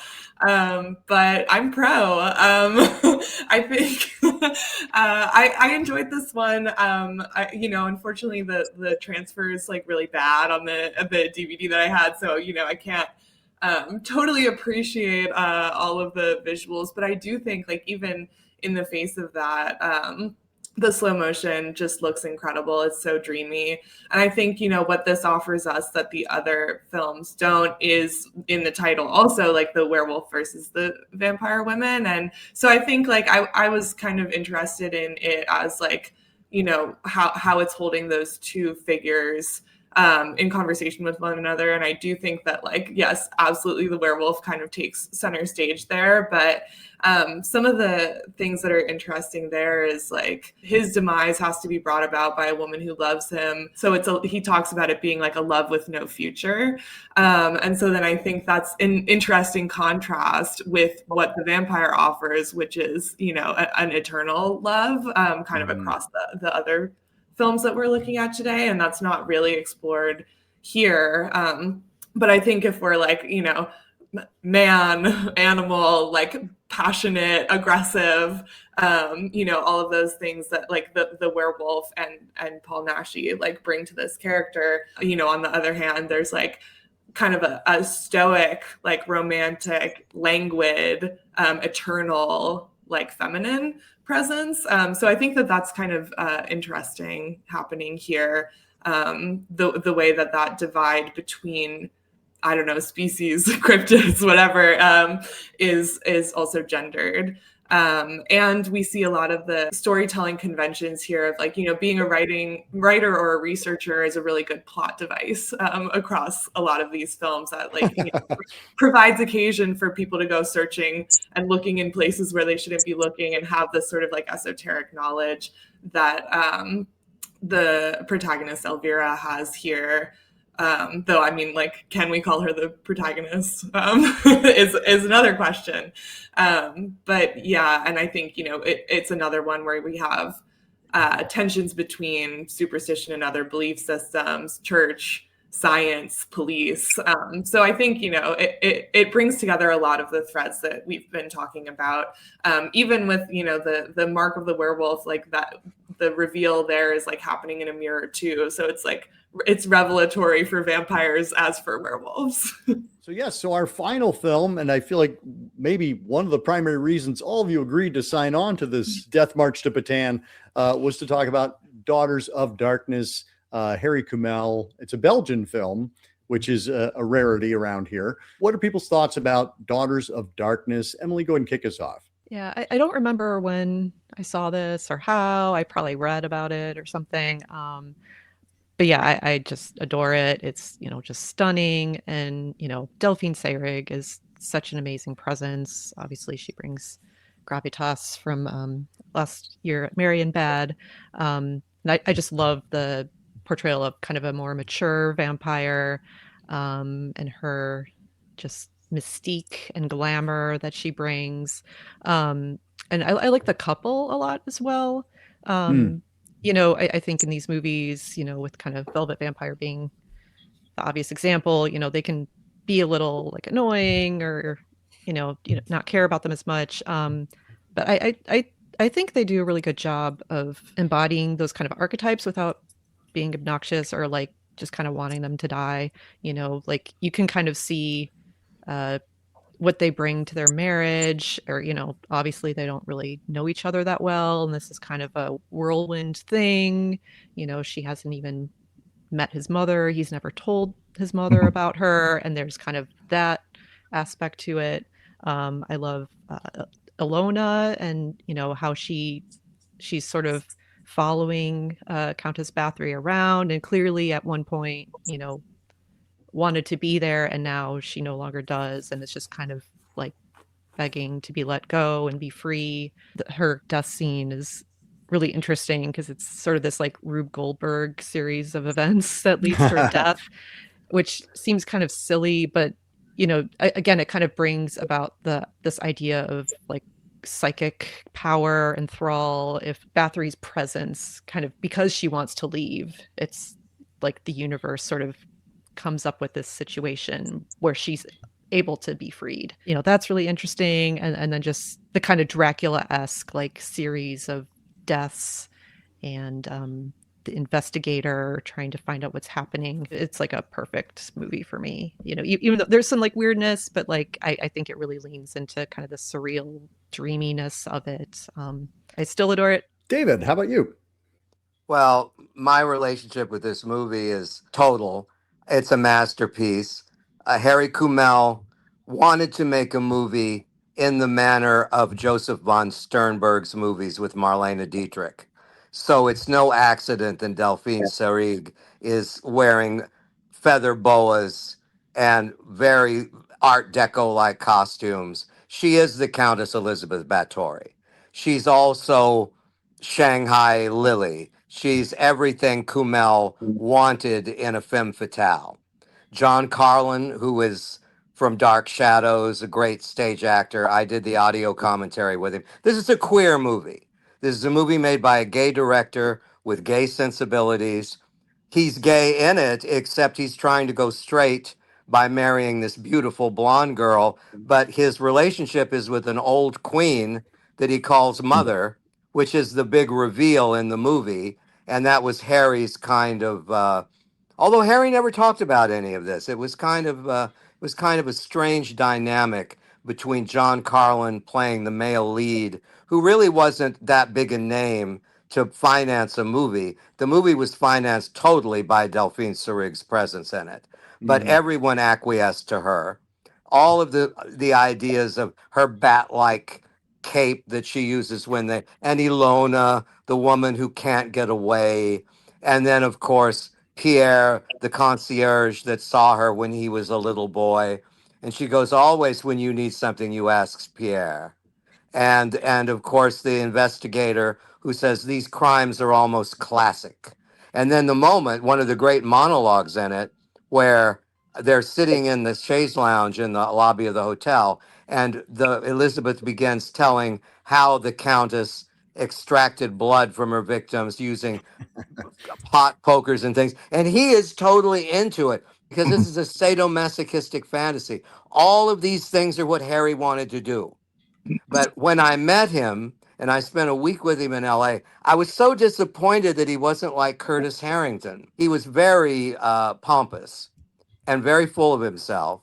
And he said to me, I could talk to you, but you know nothing of French cinema, which I really don't. So he's not wrong.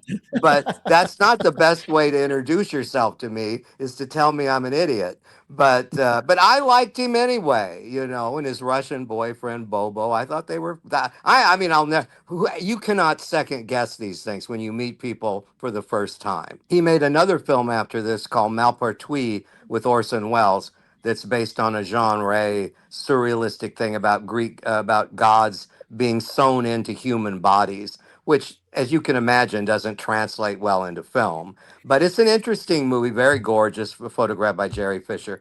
But Daughters of Darkness is my absolute favorite vampire movie of this period. I think that it has everything you could possibly want in a stylized vampire movie. Um, but aside from that, I know it's not for every taste. So I'm anxious to hear what everyone has to say. Yeah, I remember Malpertius came out the same year, actually, 1971. Yeah. So it's kind of like, in terms of his horror efforts, it's that 1971 double punch. Nicola, how about you? Yeah, I love this movie.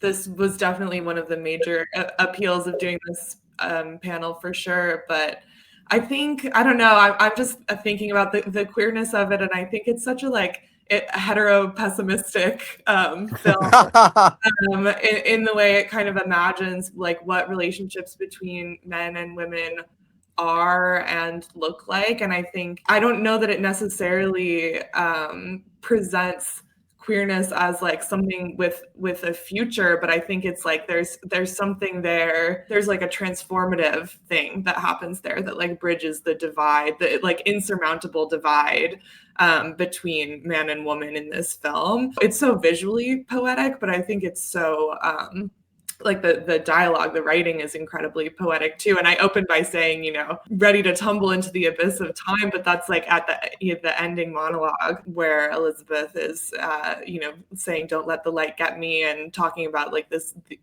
eternity, so many nights tumbling and tumbling away.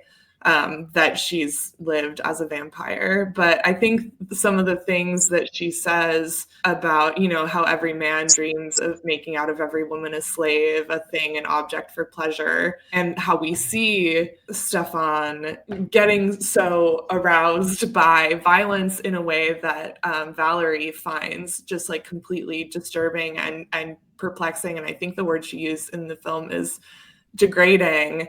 That there's like the man's bloodlust, and like only through transformation into a vampire can it be like understood by Valerie, but she has to sort of like pass through lesbianism and like, you know, kind of emerge on the other side in the image of her creator. So I don't know. I just like, there's so much to say about this. And I think, you know, I love the fades to red. I love the color palette of this, the camera like slowly pushing in, and the, you know, vast white expanses with pops of red. I also, of course, love Seyrig's performance.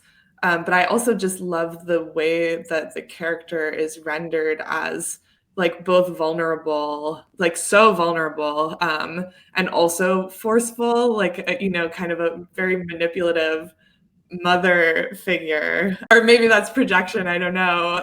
But I think when she's also talking about like, she's like, you know, an antiquated figure, she's a lonely stranger, and she draws people in into her thrall by, you know, being soft and sensitive, but that covers up the bloodlust that's in her, just like it's in Stefan. Beautifully said. Barry, how about you?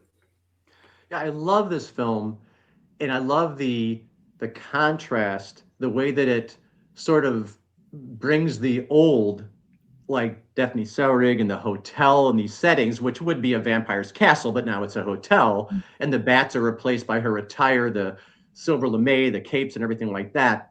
all the vampire trappings are sort of gone into like a Sunset Boulevard sort of old Hollywood feel, that she represents, the old days. And this new couple comes in with no clue, totally clueless. And that's sort of like, I feel like a lot of people come into European horror or a film like this, like no clue. Oh, this is boring. I don't understand this world. This film does that in a majestic way of bringing those contrasts from the old world to the new world with this couple and this guy, Stefan, who all he can be is subservient to a wealthy gay guy. That's all he can do, and he wants to be, he's going to be the man, the husband. He keeps saying that, I'm the man, she's mine, he says at the end, but he never is. And he's not a man. He's just brutal. He's just a brute. He's violent, and he's violent because he's lashing out because he can't be what he is supposed to be or thinks he's supposed to be. And he's so conflicted about it. And the one scene that I think is really, really telling, and it shows Kumel's skill in terms of his directorial skill in the editing of this film, which is also excellent, in keeping you off balance in this film, is the scene where they go to the town in Belgium to see the lady who died, and the inspector's there too. And he's trying to get a look, and we're all trying to get a look, and the camera's going over their shoulders, and he can't quite see what's happening. And all of a sudden, he hits her. I had to go back and watch it again because I couldn't understand what happened. She's on the ground. He whacked her because he wanted to see this so badly. And that's shocking in the film. That's one of the more shocking moments of the film, actually, that starts this whole sort of cascade of events in terms of its brutality and violence. And I think the film balances so well the artistic aspects of the photography and the settings and the mood and the music with the violence and the horror. And it does do a really nice escalation until that final staking scene, self-staking scene, which is very shocking. You know something bad's going to happen. We're in the car, or this thing is, they're getting out of control. But I love how the film culminates in that. And then the person who was sort of the most seemingly subservient and the most seemingly not with the program is all of a sudden in command. I love that. And I love that she's taking the place, sort of the Countess. I think all of that, the irony and the way the film is structured, I think it's a brilliant film. And it is one of the best in general of its type, I think. You're speaking of Stefan's character and John Carlin's playing of him. I think in the past, I have always viewed him as a pure villain, that he is just there as to be the monster.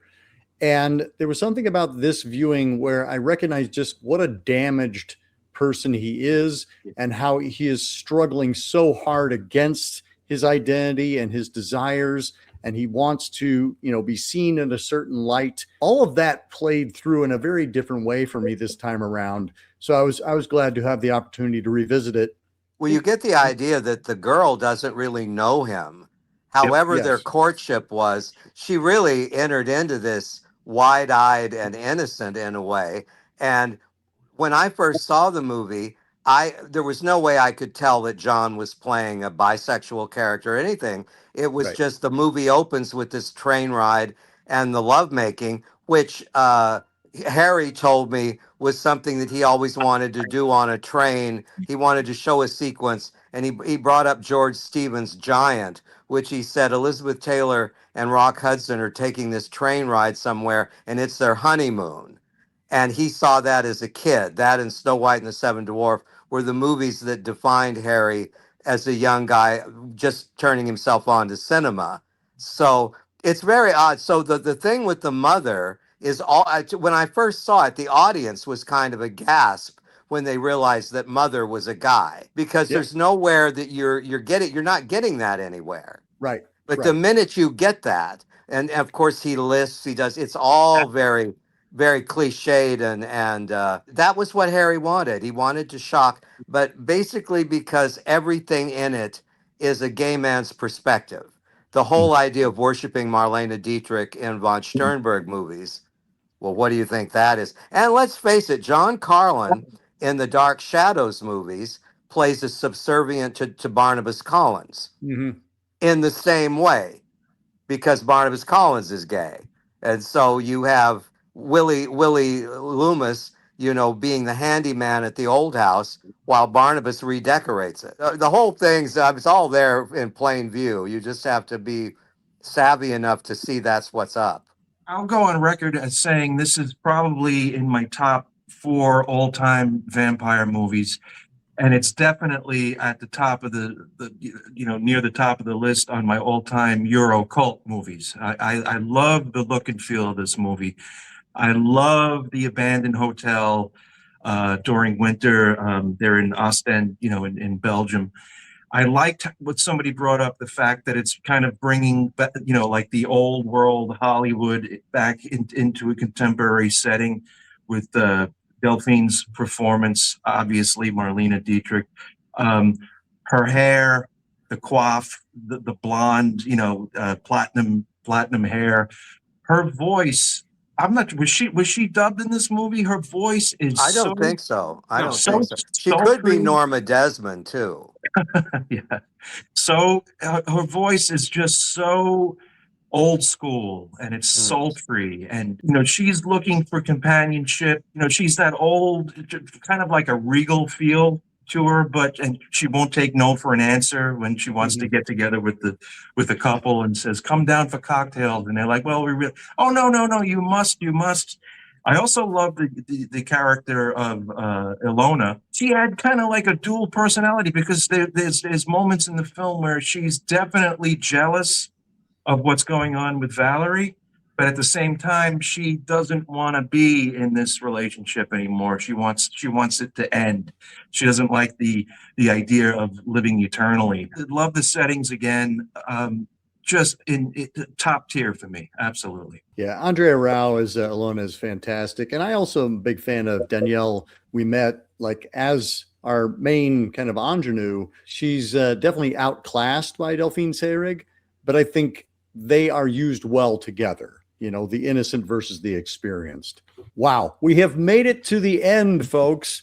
I do want to just circle back around, offer some final thoughts on what the experience was like, and kind of like what maybe you picked up from seeing these 7 movies together in such close succession. Steve, go ahead and kick us off, please. Well, like I said, originally I thought I have no problem doing one complete episode on each one of these films, but yeah, you put me to the test. Luckily, I saw the majority of them before, so it was fun, rewatching them, and pleasantly surprised with the Velvet Vampire. Oh, and also one other thing, going back to Daughters of Darkness, there's another film which I think is worth mentioning in a similar vein, which is also in my top tier. It's Larraz's Vampires. So if you guys like this one, I would recommend checking that one out as well. That's really good as well. And I recommend watching our episode that we did on vampires, right, where we decided to just talk about one movie, but where's the fun in that? Barry. What these shows do for me, and watching these movies do for me, and particularly this one, is it just amazes me at what was happening at this time in the horror genre, how much there was going on, how much varied input, some similar themes, but differently stylistically, differently in their approach. Paul Naschy is the opposite of Harry Kumel. There's all these different sort of ways to handle it. I could watch any of these films again, and then again, and get something out of it and get a new experience. Like you said, Dr. AC, about the character, Stefan in the movie, whatever, there's something always to see. And even just an experience of feeling the atmosphere.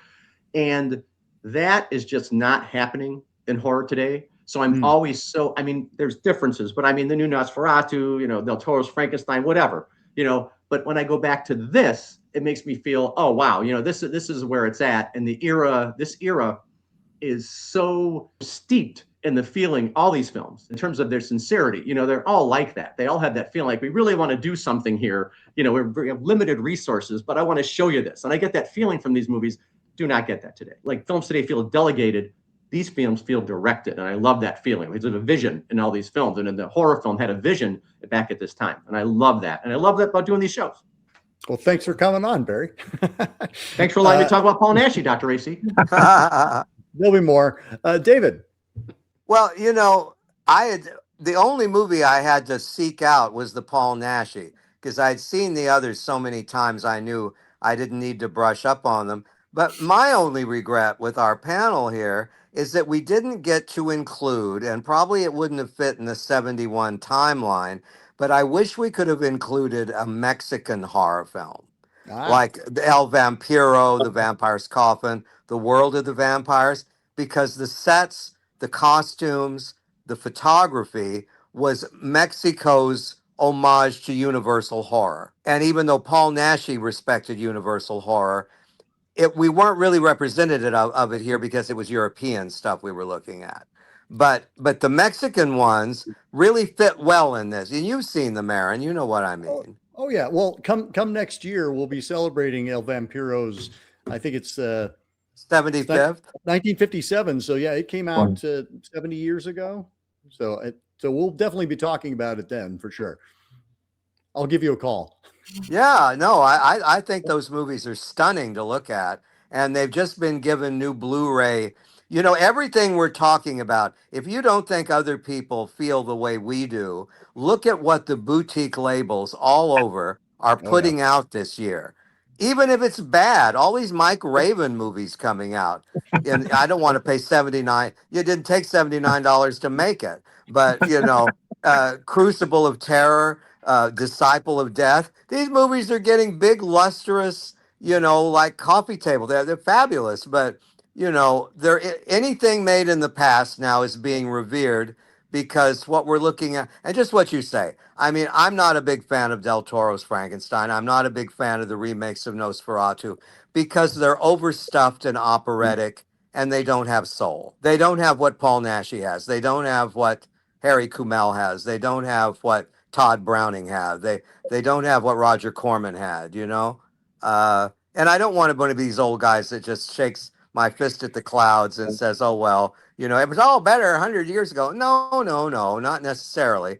But for Christ's sake, you know, you can make a great movie without spending $200 million on it. And can you imagine what Jess Franco or Orson Welles would have done with these budgets?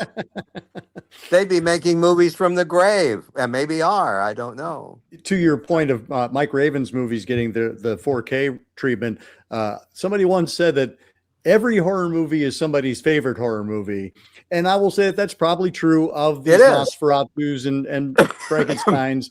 And I'm just glad that we got to have the opportunity to chat about these. Bouncing up to you, Nicola. Final thoughts. As always, refer back to Daughters of Darkness. At some point, Valerie says, when she's near me, I become someone else. And I think that really sums up like what the lesbian vampire like figure is and does. And I don't want to be, I mean, I think there are so many like, you know, possible pitfalls of valorizing the vampire figure. But I think that like at its most optimistic, like that is what these movies and these vampire women do, is like offer the opportunity of transformation and the opportunity to live a life outside of sort of the structures that were confining women of the time and confining women now. And so, yeah, I don't know. I think there's a lot of power to be found in that transformation in death into, you know, a whole other way of being. And Emily. Well, it was, you know, really fun getting to, you know, revisit some of these and experience some new films, and to just kind of put a context into them. You know, as a horror fan, I'm not sitting there thinking, oh, well, I'm going to go through all the 72. So to sort of realize that this was like a really unique, like few years, really like 2-3 years where suddenly everyone was doing this, and just, you know, what was going on in the world, kind of like a vampire's, you know, psychic thrall, like, you know, something was happening to kind of have all these movies come out together. So it was really fun to kind of explore their relationships. It's a lot, but I think, you know, this is really, as a horror fan, just a fun exercise to just be like, all right, all the female vampire movies in 1971, let's go. And I mean, we missed a couple even. I'm saying, I'm sure we did not cover all of them. So yeah, this is definitely not a complete picture of everything. Like there's plenty to explore. Anything that's like dreamy and surreal, I'm all for it. So yeah, I had a lot of fun with this. Thank goodness we didn't add more, or my marathon would have been completely unmanageable. I had moments of like going, maybe we don't have to do the Hammer ones. But I'm glad we did, and I'm glad we covered them. Similar to what several of you have said, I like the fact that something was going on, and people were delivering their version of it. None of this felt redundant. I think that was kind of incredible that you had 7 movies where there were prominent female vampire characters, and it never felt like I was watching the same movie again and again and again. It felt like I was getting a completely different experience each time. So that was super exciting. And thank you again. This was an incredible opportunity to watch these movies and then to chat about them with this awesome panel. And looking forward to having you all on again very soon, perhaps with a shorter time span. Until next time, keep searching, keep exploring, and keep sharing the scare.